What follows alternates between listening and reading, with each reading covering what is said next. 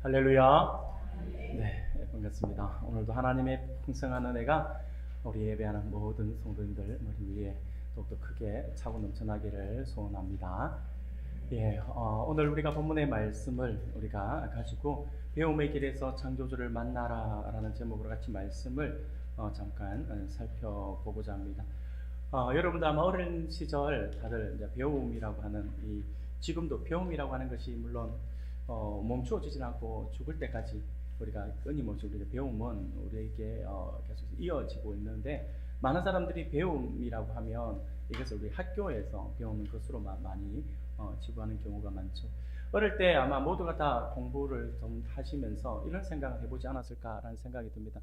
물론 간혹 가다가 저는 그런 생각 전혀 안 했는데요 라고 하시는 분도 계시지만, 대부분이 했던 생각이 내가 이거 왜 배우고 있지? 라는 생각 해본 적 없으십니까?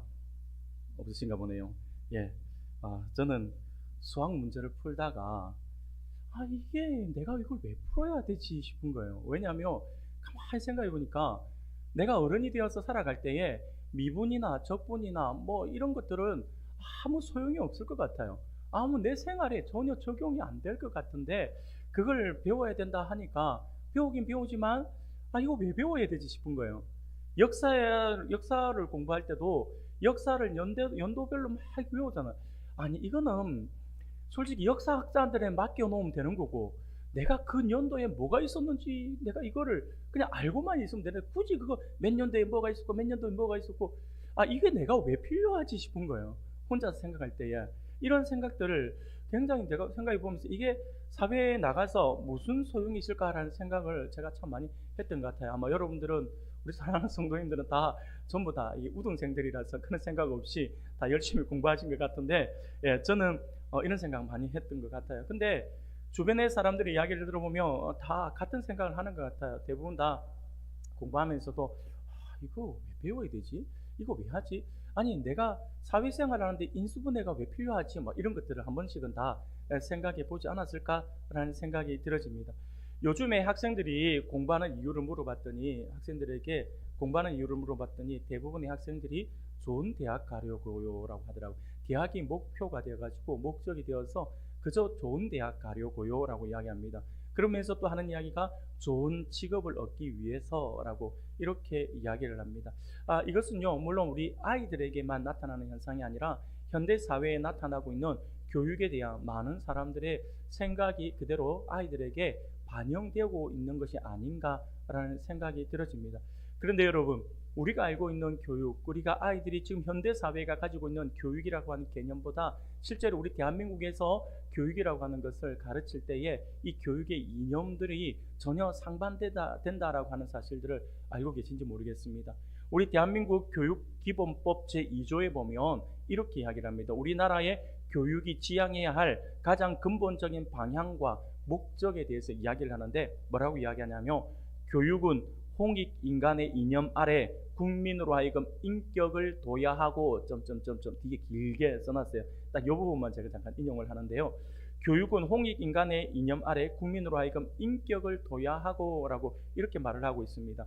여기서 홍익 인간, 아마 어릴 때 많이 들어보셨을 겁니다. 이 홍익 인간이라고 하는 말은요, 한마디로 널리 인간 세상을 이롭게 한다라고 하는 그러한 뜻을 가지고 있죠. 그런데 여러분, 이게 우리 대한민국 교육의 이념이에요. 그래서 우리 대한민국에서 가르치는 기본적인 교육기본법에 이걸 이야기하고 있어요. 바로 내가 좋은 대학 가고, 내가 이 땅에서 좋은 직장을 가고, 내가 이 땅에서 잘 먹고 잘 살기 위한 교육이 아니라 널리 세상을 이롭게 하기 위해 교육을 실시한다. 이렇게 하는 게 우리 대한민국의 교육기본법이에요. 기본법인데, 그런데 이런 교육 이념이 오늘날 많이 퇴색되어 있는 것이 사실인 것 같습니다.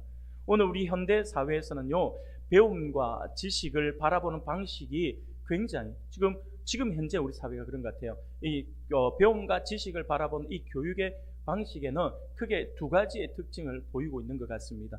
그것은 바로 실용주의와 그리고 과학주의라고 할 수가 있을 것 같아요. 이 실용주의적인 관점에서 본다면 지식의 가치는요, 그저 쓸모가 있느냐 없느냐라고 결정이 된다라고 하는 거죠. 그러니까 쉽게 말하면 제가 어릴 때에 공부하면서 이거 왜 배워야 돼? 내 생활에 이게 무슨 소용이 있어? 무슨 필요가 있어? 나는 전혀 소용없을 것 같은데? 라고 제가 어릴 때 고민을 했다고 했잖아요. 그게 바로 실용주의적인 노선이에요. 그래서 쓸모에 의해서만 그게 결정이 되는데, 이 배움의 목적은 앞서서 잠깐 언급한 것처럼 더 나은 학교, 더 나은 직업, 그리고 더 나은 연봉, 더 나은 경쟁력을 얻기 위한 수단일 뿐이다 라고 하는 것이죠. 심지어 어느 여학교에 가보면 내 공부의 그 수준이 내 신랑의 자격이 조건이 달라진다 이런 식으로 이야기를 하고, 남자 학교도 그런 게 있는 것 같아요. 내 공부의 수준이 내 와이프의 미모가 달라진다 이렇게 이야기를 하는 데도 가끔 있더라. 근데 웃자고 하는 소리 같은데 굉장히 심각하게 이렇게 그렇게 이야기를 하는 것도 있더라고요. 여하튼 간에 지금 우리의 교육의 현실이 그런 것 같아요. 그래서 더 나은 경쟁력을 얻기 위한 수단으로만 교육을 이용한다라고 하는 거죠. 그렇게 생각을 합니다. 전공을 선택할 때, 우리 학생들이 전공을 선택할 때 흥미나 자기의 어떤 적성보다는 취업률이 더 중요한 기준이 되고 있습니다. 독서는요, 책을 읽는다라고 할 때 이 독서는 자기 개발이나 성공을 위한 도구로 전략되고 있습니다. 그런데 이러한 세계관 속에서 배움은요, 경이로움과 즐거움이 대상이 아닙니다. 생존 경쟁에서 뒤처지지 않기 위해서 완수해야 될 과업이 되는 거죠. 그러니까 그 결과 어떻게 됩니까? 우리는 지식을 얻으면 얻을수록 오히려 그 지식으로 풍성해지는 것이 아니라, 더 지식이 풍성해질수록 더 불안해져요. 더 불안해지면서 성취의 기쁨은 잠시일 뿐 더 큰 성공에 대한 압박으로 이어지고 있음을 우리는 주변을 통해서 우리가 잘 알고 있고, 그것을 또 많이 보고 있습니다. 열심히 해서 내가 만족한다가 아니라 밑에 후배들이 더 똑똑하고 더 잘 배운 사람들이 치고 올라오니까 내가 자리가 불안해지는 거죠. 이런 부분들이 지금 실용주의적인 어떤 가치관 안에서 나타나는 모습이라고 할 수가 있습니다. 그리고 두 번째는 과학주의라고 말씀을 드렸죠. 이 과학주의는 과학적 방법으로 검증할 수 있는 것만이 유일한 진리라고 믿는 태도를 말하고 있습니다. 이 관점은요, 눈에 보이지 않는 영적 실제나 창조주의 존재를 미신이나 비합리적인 것으로 치부하고 말죠. 그 결과 세상은 의미와 목적을 가진 창조물이 아니라 우연한 물질의 조합으로 환원되고 있습니다. 아름다운 석양을 바라보면서 이것을 만들어주신 하나님의 그 오묘하신 섭리, 하나님의 솜씨를 보는 것이 아니라, 아름다운 석양은 대기 중 빛의 산란의 현상일 뿐이다 라고 치부하는 것이죠. 복잡한 생명체는 무작위적인 진화의 산물일 뿐이다 라고 이렇게 이야기를 합니다. 이처럼 창조주를 지워버린 세계관은요, 결국 우리를 의미 없는 우주에 던져진 구화로 만들어버리고 만다라고 하는 것입니다. 배움은 더 이상 세상에 담긴 깊은 의미를 탐구하는 여정이 아니라 차가운 사실들의 목록을 암기하는 그러한 행위가 되어버렸다라고 하는 거죠. 그게 지금 현재 우리 사회 안에서, 우리 현대 사회에서 나타나는 교육에 대한 관점이라고 할 수 있고, 그것이 또 우리 안에 녹아져 있다라고 할 수 있습니다. 사랑하는 여러분, 그런데 중요한 것은 뭐냐면 성경은 뭐라고 말씀하느냐라고 하는 거죠. 성경은 그렇게 말하고 있지 않습니다. 성경적 세계관은요, 배움의 출발점을 이 세상이 우연히 만들어진 산물이다라고 이야기하는 것이 아니라 지혜로우시고 선하신 하나님의 작품이다라고 이렇게 고백을 하고 있습니다. 하나님이 만들어 주셨다라고 하는 거죠. 여러분, 혹시 지식은 책에서, 지혜는 자연에서라고 하는 그런 말을 들어보신 적이 있으십니까? 과거에는요, 많은 우리 신앙의 선배들뿐만 아니라 성경에서 줄기차게 우리에게 이야기해주고 있는 내용이 바로 그거예요. 하나님이 만드신 이 세상, 즉 환경과 역사를 통해서도 하나님을 배울 수 있다라고 성경은 우리에게 분명히 가르쳐주고 있습니다. 자연을 통해서 하나님은 당신을 우리에게 보여주기를 원하시는 거죠. 그것을 우리는 일반 계시라고 이야기를 한다라고 말씀을 드렸죠. 특별하게 하나님께서 꼬집어서 말씀을 해주셨다라고 하는 것은 특별 계시가 되는 거죠. 그게 바로 성경인 거죠. 그래서 성경의 제일 첫 마디가 뭡니까? 태초에 하나님이 천지를 창조하시니라. 하나님의 존재 자체, 하나님의 창조주이시다라고 하는 걸 보여주고 있는 거죠. 꼬집어서 이야기하고 있잖아요. 그래서 성경이 특별 계시가 되는 거죠.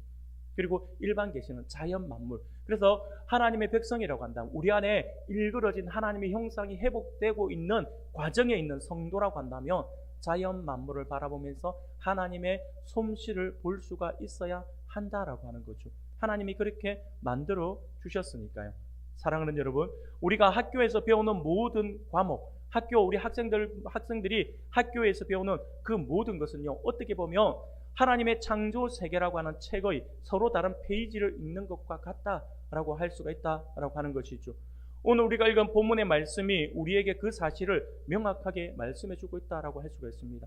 자연 만물을 통해서 우리가 배울 수가 있어야 되고 그 배움을 통해서 창조주 하나님을 만나게 된다라고 하는 사실을 오늘 본문은 우리에게 말씀해 주고 있다라고 하는 것입니다. 사랑하는 여러분, 그러므로 오늘은요, 이 주신 말씀을 통해서 우리가 왜 배움에 임해야 하는지, 이 배움의 진짜 목적이 무엇인지를 함께 발견하면서 그 발견한 것으로 또 하나님을 높여드리는 그런 시간이 되기를 소원합니다. 사랑하는 여러분, 오늘 우리가 함께 읽은 시편의 말씀은요, 배움에 대한 놀라운 통찰을 우리에게 보여주고 있습니다. 먼저 시편 19편 1절과 2절 우리가 함께 읽었는데요, 다시 한 번 더 이렇게 노래하고 있는데 다시 한 번 읽어봅시다. 같이 읽겠습니다. 시작. 하늘이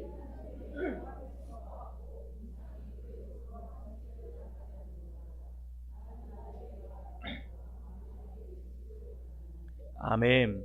하늘이 하나님의 영광을 선포하고 궁창이 그의 손으로 하신 일을 나타내는도다. 날은 날에게 말하고 밤은 밤에게 지식을 전하니 라고 말씀을 하죠. 이 말씀은요, 온 세상이 하나님의 지혜와 영광을 드러내는 거대한 교과서와 같다라고 이렇게 말을 하고 있는 것입니다. 하늘의 해와 달, 별들, 그리고 우리가 경험하는 낮과 밤의 변화 자체가 하나님이 어떤 분이신지를 우리에게 끊임없이 알려주는 지식이다라고 하는 것이죠. 이어서 시편 104편에서는요, 이 세상을 만드신 하나님의 지혜가 얼마나 놀라운지를 아주 구체적으로 말씀을 해주고 있습니다. 읽은 본문의 말씀 가운데 24절 말씀을 우리가 다시 한번 읽어볼까요? 시편 104편 24절입니다. 같이 읽겠습니다. 여호와여, 주께서 하신 일이 어찌 그리 많은지요. 주께서 지혜로 그들을 다 지으셨으니 주께서 지으신 것들이 땅에 가득하나이다. 아멘. 사랑하는 여러분, 지금 시인이 지금 감탄하고 있는 거예요. 시인이 전 하나님이 만들어진 이 자연 만물을 바라보면서 여호와여, 주께서 하신 일이 어찌 그리 많은지요. 주께서 지혜로 그들을 다 지으셨으니 주께서 지으신 것들이 땅에 가득합니다 라고 이야기를 하고 있는, 모든 것이 하나님의 솜씨입니다 라고 하면서 하나님의 그 오묘하신 솜씨, 놀라운 솜씨를 감탄해하며 하나님을 찬양하고 있다라고 하는 것이죠. 시인은요, 드넓은 바다와 그 속에 사는 셀 수 없는 많은 생물들을 보는 거예요. 하늘뿐만 아니라 바다 속에 있는 수많은 생물들을 보면서 그거 하나하나를 하나님 어떻게 이렇게 만들어 주셨을까? 생긴 것도 다 각자 다르고 각자의 역할이 다르고 또 어떤 모든 생물들 하나하나가 자기만의 특징과 자기만의 아주 독특한 모습을 가지고 있더라라고 하는 거예요. 그걸 보면서 와, 어떻게 하나님 이렇게 만드셨지? 라고 하면서 감탄이 하고 있다라고 하는 거죠. 심지어 오늘 시인은요, 상상 속에, 우리는 상상 속의 동물이다 라고 생각을 하는데 상상 속의 동물처럼 느껴지는 리워야단이라고 해요. 리워야단까지 언급하면서 모든 것이 하나님의 지혜로운 설계 안에 있었다라고 이렇게 노래하는 것을 보게 됩니다. 사랑하는 여러분, 우리가 여기서 리워야단이라고 하는데 과거 개역 한글 성경에 보면 이 번역이 정말 잘못된 번역이에요. 개역 한글에서는 이걸 뭐라고 표현했냐면 악어, 큰 악어라고 표현을 하고 있습니다. 여러분, 이 리워야단이라고, 이 원어 자체는 리워야단. 그럼 이 리워야단을 번역을 해야 되는데 우리 한글 성경에서 번역할 때 악어로 번역을 했어요. 왜 악어로 번역했냐니까 그 시대는 리워야단이 뭔지를 모르는 거예요. 악어도 그 시대는요, 이 성경이 번역될 때 우리나라 사람들이 대부분 악어도 보지 못했어요. 보지 못했는데 악어가 뭐 등 가죽이 막 공룡처럼 막 이렇게 거칠고 막 그러잖아요. 그래서 아마 악어일 거야 라고 이렇게 번역을 해서 악어로 한 거예요. 큰 악어라고 했는데 사실상 여러분들 지금 이 시인이 시편 104편에서 시인이 지금 노래하고 오늘 본문에서 노래하는 건 바다 생물이에요. 바다 생물. 악어는 바다 생물이 아니에요. 악어는 강에서 서식을 하죠. 바다입니다. 배가 떠다니는 거기에 악어가 나와서 악어가 막 설치고 다니고 막 그래서 악어가 굉장히 큰 악어가 설치고 다니면서 사람을 위협하고 막 이런 것들이 아니에요. 우리가 그렇게 생각하시면 안 됩니다. 그럼 여기서 과거 우리 예전 개혁 한글에서 악어로 번역했지만 이거는 잘못된 번역이에요. 그래서 지금 원어 그대로 리워야단이라고 우리가 지금 번역을 하고 있는 거죠. 그럼 이 리워야단이 뭔가라고 했더니 뭐 어떤 번역본에서는 굉장히 큰 배, 죄송합니다. 큰 뱀으로 이렇게 바다뱀, 아주 큰 바다뱀으로 이렇게 번역을 하기도 하고요. 또 어떤 번역에서는 용으로도 번역을 하고 있습니다. 창조과학계에서는요 이것을 뭐라고 번역하냐면 바로 공룡이라고 번역을 합니다. 공룡. 그래서 바다에 수많은 그 공룡, 바다 생물 가운데 큰 공룡들을 보면서 하나님이 어떻게 이 모든 것을 만드셨을까라고 하는 거예요. 그래서 저도 이 공룡 이름을 잘 모르겠는데 창조과학계에서는 아마 이 공룡이 이 리오야단이 아마 플리오사우루스라고 하는 동룡이 아니었을까라고 이렇게 번역을 하는데 저는 잘 모르겠습니다. 플리오사우루스가 뭐 어떻게 생겼는지 잘 모르겠는데 이렇게 번역을 하더라고요. 여하튼 간에 지금 시인이 이야기하고 싶은 것이 뭐냐면 그 모든 것들을 하나님이 만드셨다라고 하는 거예요. 하나님이 더 만든 것을 보면서 모든 것이 하나님의 지혜 안에서 하나씩 하나씩 만들어진 걸 보면서 감탄해하고 있다라고 하는 것입니다. 또한 잠언서 3장 19절을 보면 이렇게도 이야기를 해요. 우리가 같이 한번 읽어봅시다. 잠언 3장 19절입니다. 같이 읽겠습니다. 시작. 여호와께서는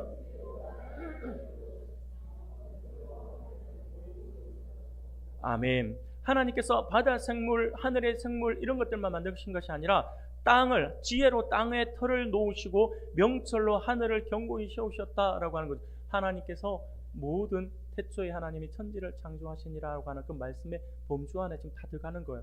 하나님이 우리의 창조주가 되신다. 모든 것은 하나님이 만들어 주셨다라고 이렇게 이야기를 하고 있는 거죠. 하나님께서 지혜를 담아 이 세상을 만드셨다라고 하는 것입니다. 그래서 이 말씀은 온 세상에는 하나님이 하신 일과 하나님의 지혜가 담겨 있다라고 하는 것을 말씀하고 있는 거죠. 사랑하는 여러분, 그러므로 지금 시인이 우리에게 이 말씀을 이 찬양을 통해서 우리에게 들려주고 하나님께서 오늘 우리들에게 이 말씀을 주시면서 우리에게 주시고자 하시는 게 뭘까요? 그것은 우리 또한 마찬가지입니다. 자연 만물을 바라보면서 우리 또한 하나님의 그 오묘하신 솜씨를 보면서 와, 하나님께서 이렇게 지혜로 만들어 주셨구나, 하나님께서 이렇게 창조해 주셨구나 라고 하는 것을 볼 수가 있어야 한다라고 하는 거죠. 단순하게 신기하다, 와 어떻게 저렇게 생겼지, 어떻게 저렇게 살아가지, 아니 이게 말이 돼? 와 정말 대단한데, 이렇게 생각할 것이 아니라 그것을 만들어 주신 하나님을 볼 수가 있어야 한다라고 하는 거예요. 예를 한번 들어볼까요? 여러분 딱따구리 아시죠? 딱따구리. 딱따구리는요, 놀랍게도 저도 딱따구리가 많이 이렇게 쪼는 걸 알았지만 이런 줄 몰랐어요. 딱따구리는요 1초에 나무를 20번이나 쪼을 수 있대요. 따다다다닥, 이게 손으로 해도 20번이 안 될 것 같은데 따다다다닥 20번은 따다닥 한대요.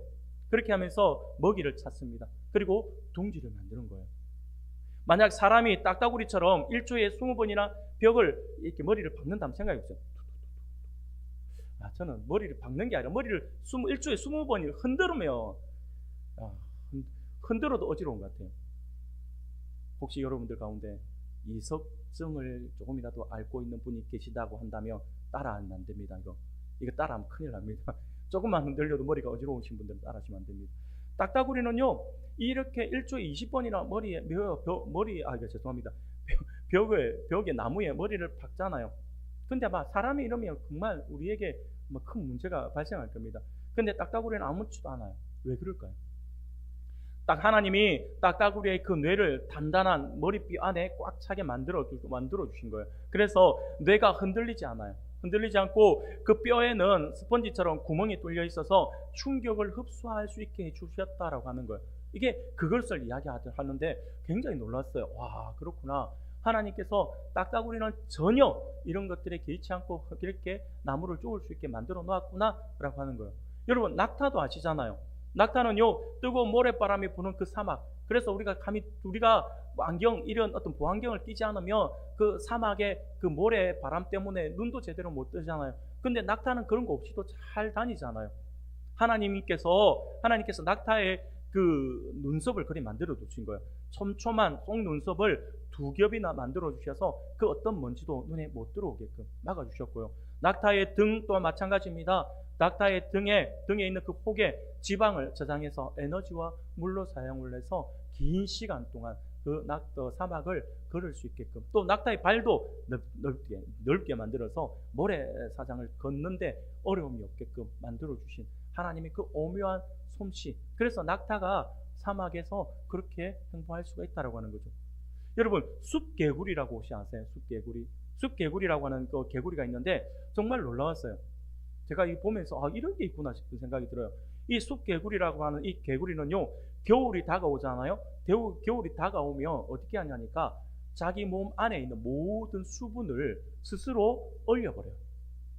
쉽게 말하면 내 안에 있는 피부터 해가지고 모든 이게 수분을 이렇게 얼려버려가지고 심장박동과 호흡을 완전히 멈춰버려가지고 겨울잠 자는 것처럼 동면 상태에 들어갑니다. 그렇게 자연 상태에서 완전한 어떤 냉동이 되어서 수면을 취하는 거예요.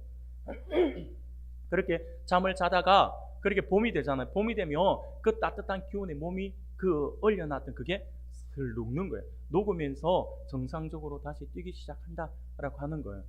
굉장히 놀라운 부분인 거예요. 이런 부분들을 딱 이게 찾아서 연구를 하면 참 재밌을 것 같다는 생각이 들어요. 사랑하는 여러분, 단순하게 우리가 이런 그 자연의 어떤 모습들, 동물들이 아주 특이한 그 모습들을 보면서 와, 오묘하다, 신기하다, 뭐 이런 동물들이 다 있노? 라고 우리가 생각하고 마는 것이 아니라 그것을 하나님께서 그렇게 만들어 주셨구나 라고 하는 걸 볼 수 있어야 한다라고 하는 거죠. 하나님의 솜씨가 정말 놀랍다라고 하는 것으로 볼 수 있어야 한다라고 하는 것입니다. 이 모든 것은 스스로 그렇게 그 생태계와 삶의 현장과 환경에 적용하며 살아가도록 진화한 것이 아니라 처음부터 하나님께서 그렇게 살아갈 수 있도록 만들어 주셨다라고 하는 것이죠. 이처럼 하나님은 이 세상의 모든 것을 하나님의 특별한 지혜를 담아서 만드셨다라고 하는 것입니다. 그러므로 우리는 이 세상의 모든 것을 보고 탐구할 때마다 하나님의 지혜를 발견할 수 있어야 한다라고 하는 거죠. 그래서 우리가 학생들은 학교에서 배움을 통해서 그냥 단순한 배움으로 끝나는 것이 아니라 내가 더 좋은 대학, 더 좋은 직장, 그런 것을 얻기 위해서 공부하는 것이 아니라 이 배움 하나하나를 통해서 하나님의 오묘한 솜씨를 볼 수가 있어야 되고, 우리 성도님들은요, 삶의 현장 속에서 내가 누군가를 통해 어떤 현장의 어떤 상황들을 통해 어떤 환경들을 통해서 내가 체득하는 것이 있다라고 한다며, 배우는 것이 있다라고 한다며 그 속에서 하나님의 오묘한 솜씨를 바라볼 수가 있어야 한다라고 하는 거죠. 하나님의 섭리라고 하죠. 하나님의 섭리를 볼 수가 있어야 한다라고 하는 것입니다. 사랑하는 여러분, 오늘 본문 시편 104편 25절 26절에도 보니까 이렇게 말씀을 하잖아요. 제가 아까 읽었지만 우리 다 같이 다시 한번 읽겠습니다. 25절 26절 다시 한번 읽겠습니다. 시작. 거기에는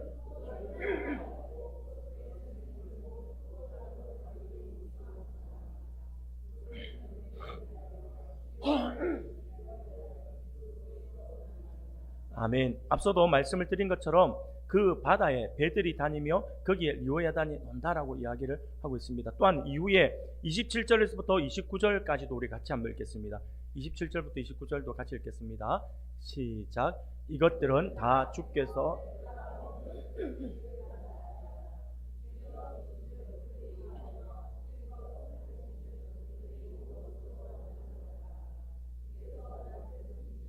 그들이 떨고 주께서 그들의 호흡을 거두신즉 그들은 죽어 먼지로 돌아가나이다. 아멘. 하나님께서 지금 이 말씀을 주시고 있습니다. 모든 생명이 하나님을 의지하여 살아가고 하나님께서 그들의 호흡을 거두시면 한 줌의 먼지로 돌아가는 그 환경의 법칙 또한 하나님의 주권 아래 있다라고 이야기를 하고 있습니다. 모든 것은 하나님이 만들어 주셨다라고 하는 거죠. 하나님께서 있게 하셨고 하나님께서 또한 거두어 가시는 분도 하나님이시다라고 하는 거죠. 하나님의 그 모든 하나님의 경륜과 하나님의 섭리 안에서 모든 것이 이루어진다라고 하는 것입니다. 그런데 여기서 보면 아주 중요한 말씀이 하나 나와요. 30절입니다. 30절을 우리가 한번 읽어볼까요? 같이 읽겠습니다. 시작. 주의 영을 보내어 그들을 창조하사 지면을 새롭게 하시나이다. 아멘. 사랑하는 여러분, 이 30절의 말씀이 굉장히 중요한 부분입니다. 왜냐하면 바로 하나님의 영이 성령께서 어떤 역할을 하셨는가를 보여주고 있기 때문에 그렇습니다. 우리가 보통 성령님 그러면 우리가 생각할 때에 교회 안에서 우리의 믿음을 돕고 구원으로 이끄시는 분이시다라고 우리가 이렇게 생각을 하고 있어요. 하지만 시편은 성령님께서 바로 이 창조 세계를 만드시고 새롭게 하신 분이시다라고 하는 것을 선포하고 있습니다. 쉽게 말씀을 드리면 하나님이 천지 만물을 창조하실 때에 창조 사역을 우리는 생각할 때에 아버지 하나님의 주된 사역으로 생각하지만 천지 창조는요 삼위일체 하나님의 합작품이다라고 하는 것이죠. 오늘 그것을 우리에게 보여주고 있는 그 일면을 보여주고 있는 말씀이 바로 이 30절 말씀이다라고 하는 거죠. 성령님은 교회뿐만 아니라 우리가 살아가는 이 세상과 학문의 주인이시기도 합니다. 성령님의 도우심으로 우리는 성경의 진리를 깨달을 뿐만 아니라 이 세상 속에 숨겨진 하나님의 지혜, 과학, 역사, 예술 속에 담긴 그 원리들도 우리가 깨달아 알 수가 있다라고 하는 것이죠. 그래서 우리가 항상 우리 공부하는 학생들도 마찬가지고 우리 성도님들도 마찬가지입니다. 항상 무엇인가 배움 앞에 있을 때는 우리가 기도해야 돼요. 성령님 일깨워 주옵소서, 알게 해 주십시오, 지혜를 대해 주십시오라고 하는 그러한 기도를 할 수가 있어야 한다라고 하는 거죠. 사랑하는 여러분, 그렇다면 이 모든 것을 깨닫고 배우는 것의 최종 목적은 뭘까요? 하나님께서 이걸 보여주기를 원하셨고 우리가 그것을 알기를 원하시는데, 그렇게 하나님께서 우리가 그것을 배워나가기를 하나님께서 기뻐하시는데, 그러면 우리가 이 모든 것을 깨닫고 배우는 것의 최종 목적이 뭔가라고 하는 거죠. 그것을 오늘 본문 33절 104편 33절 34절 말씀에 나옵니다. 우리가 같이 한번 읽어볼까요? 같이 읽겠습니다. 시작. 내가 평생도록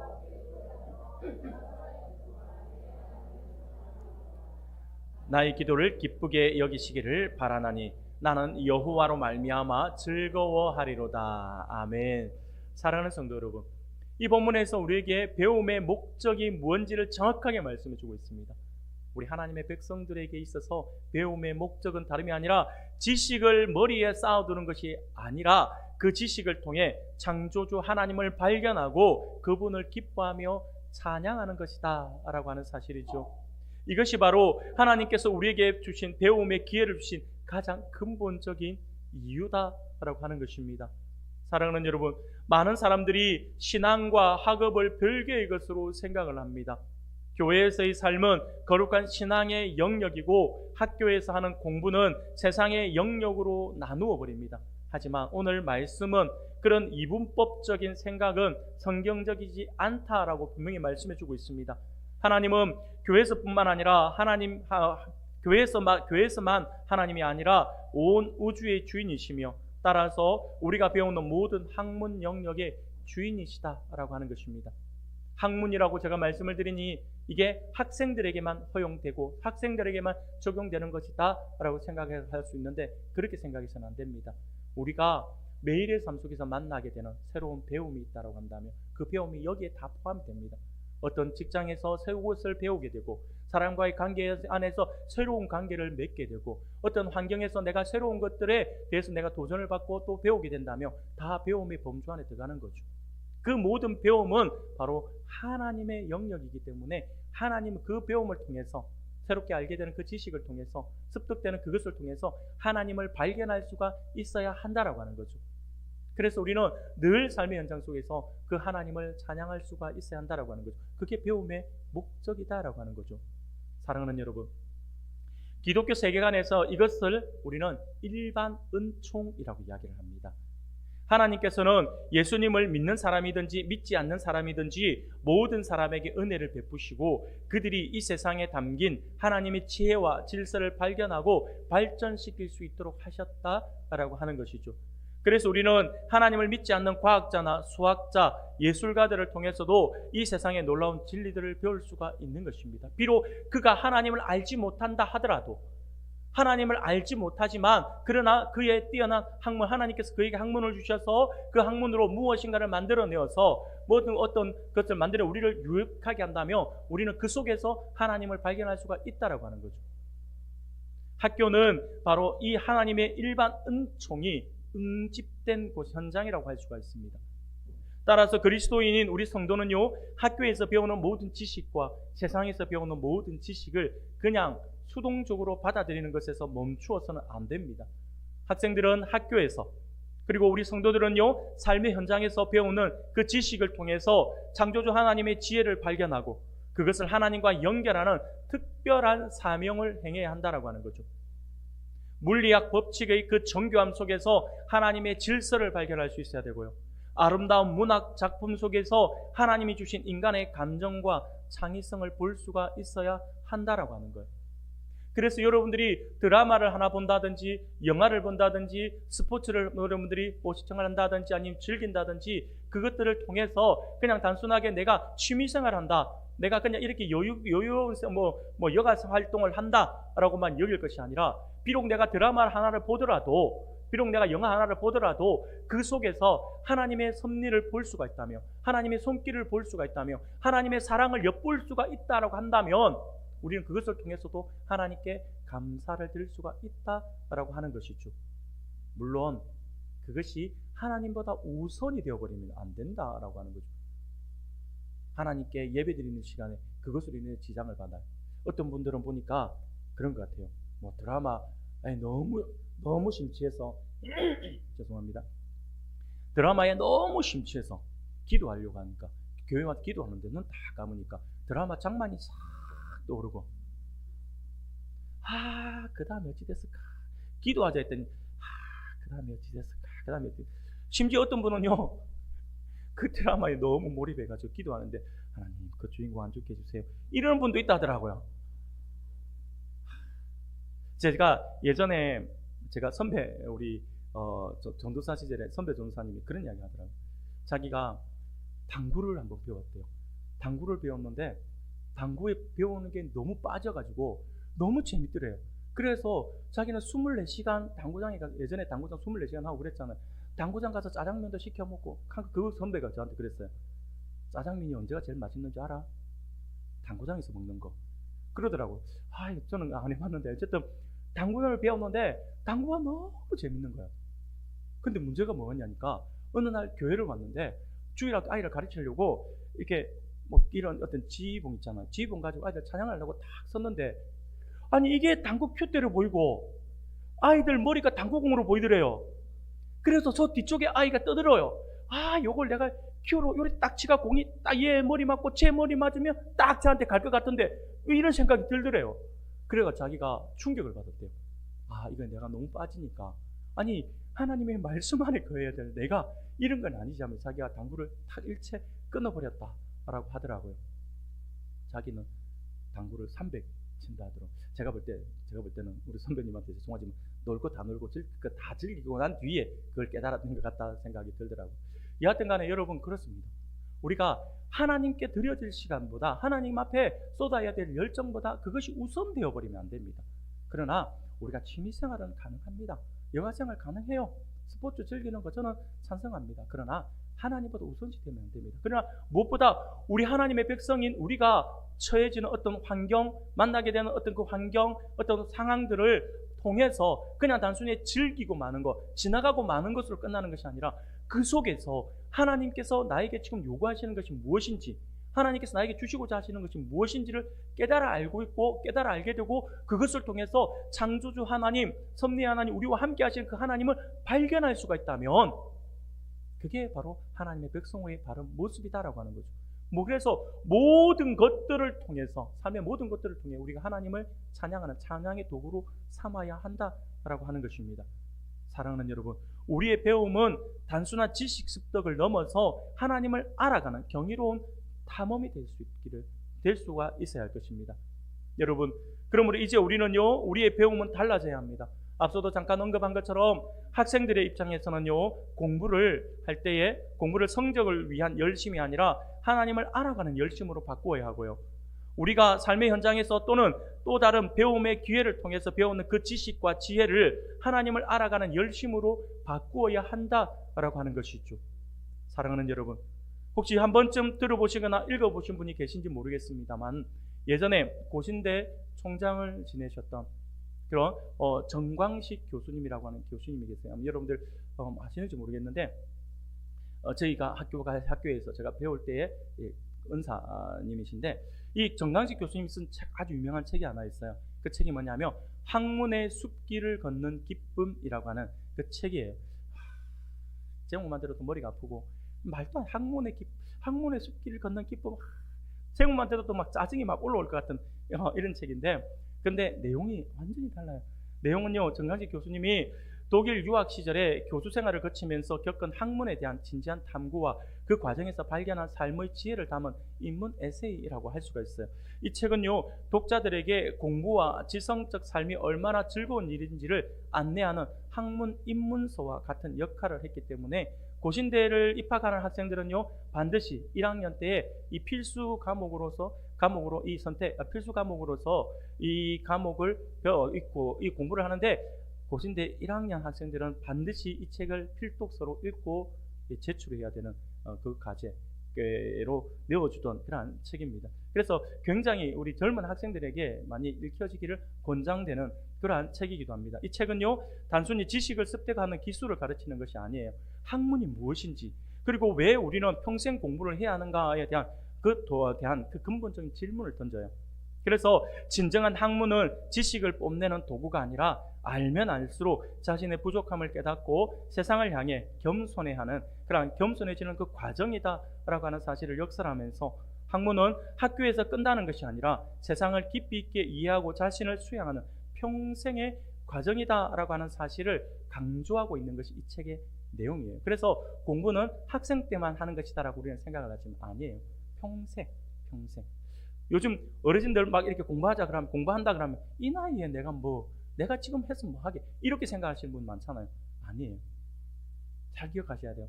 어떤 분이 이야기를 하는데 이렇게 이야기를 하더라고요. 우리는 살아있기에 배울 수 있고 배움이 멈추면 그것은 곧 죽음이다 라고 이렇게 이야기하더라고요. 내 배움이 멈춰버리면 죽음이다 라고 하더라고요. 그래서 어떤 어르신들은요, 나이가 80이 되고 90이 되었음에도 불구하고 운전면허 따야겠다고 운전면허 공부하시는 분도 있고요. 80이 넘고 90이 넘었는데 내가 영어 공부해봐야겠다 해서 토익 공부하시는 분들도 있어요. 평생을, 그게 오히려 그 학문이 나를 더 젊게 만든다라고 하면서 열심히 배우려고 하죠. 교회도 마찬가지입니다. 교회 안에서 여러분들이 끊임없이 하나님의 말씀을 배우고자 노력을 해야 한다라고 하는 거죠. 사랑하는 여러분, 오늘 하나님께서 우리에게 주시는 말씀을 기억할 수 있기를 바랍니다. 그래서 이제 우리는 책상에 앉을 때나 세상의 이치를 마주할 때 이것이 나와 무슨 상관인가라고 물어서는 안 됩니다. 그리고 대신해서 이 속에 어떤 하나님의 지혜가 숨어 있는가라고 하는 질문을 던지면서 그 학문을 대할 수 있기를 바랍니다. 그래서 특별히 이번 한 주간 우리 공부하는 학생들은 공부할 때에 가장 어렵게 느껴지는 어떤 과목이나 가장 흥미롭게 느끼는 어떤 과목, 아니면 내가 흥미가 없다 하더라도 상관없어요. 그 과목을 하나 정해서 그 과목을 공부하기 전에 한번 이렇게 기도해 보는 것도 좋을 것 같아요. 학생들은요, 하나님, 이 시간 수학, 과학, 역사, 국어 여러 가지 과목이 있을 거예요. 그걸 공부합니다. 학문 속에 담아두신 하나님의 지혜를 발견하게 해주세요. 저의 배움이 하나님을 더 깊이 알아가고 찬양하는 시간이 되게 해주세요 라고 기도해보는 우리 학생들이 되기를 바라고요. 우리 어른들도 마찬가지입니다. 기존 우리 성도들은요, 내 앞에 있는 어떤 배움이나 어떤 사람과의 만남, 또는 전혀 예기치 못한 상황을 만났을 때에 역시 먼저 하나님의 도우심을 구하고 그 속에서 하나님의 지혜를 발견하여서 하나님을 더 깊이 알 수 있고, 그로 인해 하나님을 찬양하는 시간이 되게 해달라고 기도하면서 한번 그 모든 것을 대해보면 어떨까요? 하나님이 분명히 우리에게 특별한 지혜와 은혜를 베풀어 주실 것입니다. 우리의 작은 기도의 변화가 우리의 공부와 생활에 대한 태도를 바꾸게 될 것이고요, 배움의 참된 기쁨을 발견하게 해줄 것입니다. 우리의 모든 배움의 순간이 창조주 하나님을 높이는 예배가 될 때에 우리는 세상에 줄 수 없는 진정한 지혜와 기쁨을 누리게 될 것입니다. 이러한 진정한 지혜와 기쁨을 누리기 위해서 다음에 두 가지를 실천하는 우리 성도님들이 되었으면 좋겠습니다. 그것은요, 먼저는 여러분, 배움의 현장을 하나님을 만나는 장으로 삼을 수 있기를 바랍니다. 내가 누군가를 만나요, 내가 어떤 학문을 배워요, 내가 어떤 환경에 처해서 새로운 것을 배워요, 내가 직장을 이동해서 이직을 해서 내가 그것을 또 다른 무엇인가를 내가 배우고 있다고 한다면 그 배움의 장소를 하나님을 만나는 장으로 삼을 수 있기를 바랍니다. 학생들은 책상 위에서, 직장인들은 업무의 현장에서 그렇게 해야 됩니다. 더 나아가서 우리의 그 자리가 삶의 예배의 자리로 바꿔야 한다라고 하는 거죠. 두 번째로 우리가 이거 기억했으면 좋겠습니다. 이것을 실천했으면 좋겠습니다. 겸손한 관찰자가 되기를 바랍니다. 겸손한 관찰자. 무슨 말일까요? 내가 안다고 생각할 때 배움은 멈추지만 만물의 주인이 하나님이시다라고 하는 사실을 인정할 때 세상의 모든 것이 나를 가르치는 스승이 된다라고 하는 거죠. 그래서 내가 어떤 경우에도 내가 무엇인가를 배우려고 겸손히 노력하면요, 그 배움을 통해서 놀라운 것을 발견하게 됩니다. 그래서 공자는요, 이렇게 이야기를 했어요. 세 사람이 길을 가며 반드시 나의 스승이 그 안에 있다라고 가르쳤어요. 무슨 말일까요? 나보다 선한 행실을 하는 사람이 있다라고 한다면 그의 장점을 배우면 되는 거고요. 나보다 조금 부족한 사람이 있다라고 한다면 저렇게 해서는 안 되겠구나라고 해서 그것을 나의 반면 교사로 삼아서 교훈을 얻어야 한다라고 이야기를 한 거죠. 모든 상황에서 배움의 겸손함을 가지고 배움에 임해야 된다라고 이렇게 이야기를 하고 있는 것입니다. 사랑하는 우리 성도 여러분, 우리 하나님의 백성들에게 있어서 모든 것은 하나님의 섭리 안에서 이루어지는 것이다 라고 하는 사실을 알아서 어떤 상황이나 사람에게서도 배움을 찾아 겸손히 그 배움을 통해 하나님의 섭리의 손길을 체험하며 하나님을 만날 수 있기를 바랍니다. 또한 하나님의 그 지혜를 발견해서 하나님께 감사함으로 영광을 돌려드리는 우리 모든 성도님들이 다 되시기를 주님의 이름으로 축원합니다. 아멘.